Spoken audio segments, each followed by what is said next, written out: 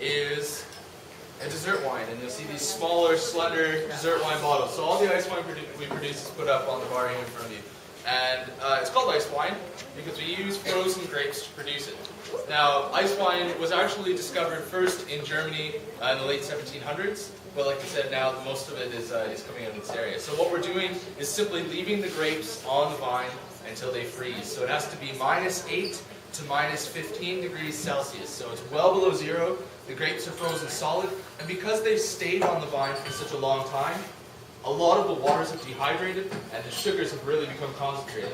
So when we finally pick and press this, it's done sub-zero, and we're getting about 1 drop of juice per grape. It's a very, very small amount, and it's essentially the nectar of the fruit. So it's the sweetest possible extraction that you can take out of the grape. Yeah. And the one I'm holding in my hand is Vidal. That's the most common grape variety used to produce ice wine. It's hardy skin, it yields pretty high on the vine, so flawless for making ice wine. Tastes like peaches, apricot, and honey, those kind of flavors. And it's a 19 on the sugar code. So the first wine you had was our Gewürzriesling. That was a 2. All right, and this one is a 19, which is actually sort of lower on the spectrum of ice wine sweetness. So it's very, very sweet. We also do Riesling ice wine, and that's the original grape variety used by the Germans first. Riesling makes a great ice wine. It tastes like tropical fruit, sort of like pineapple mango. We also do Chardonnay. This is the rarest of our whites. Chardonnay tastes kind of like creme brulee and pineapple, which is really, really good.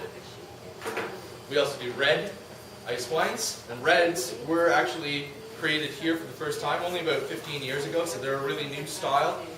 Cabernet Franc is sort of like a strawberry rhubarb toffee, and the Cabernet Sauvignon is like a wild field berry, and it's got like a caramel taste to it as well. And the most caramelly tasting one for sure is the Shiraz. That's also our rarest of the red varieties that we do.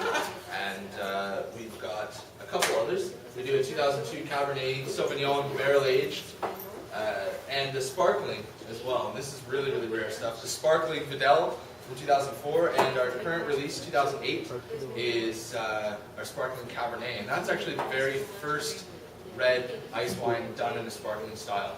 And we just beat a lot of French champagne in Champagne, France in the competition, and we got gold medal for that. So did really well already.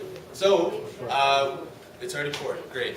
A little sample of ice wines up here for you. This is our 2007 Vidal. Okay, so a recent release, and one that's already doing very well.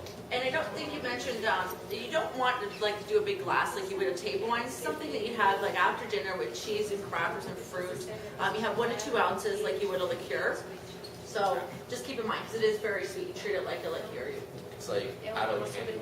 So there it is for you guys. Go ahead, and whenever you're done your red, you can just set the glasses down.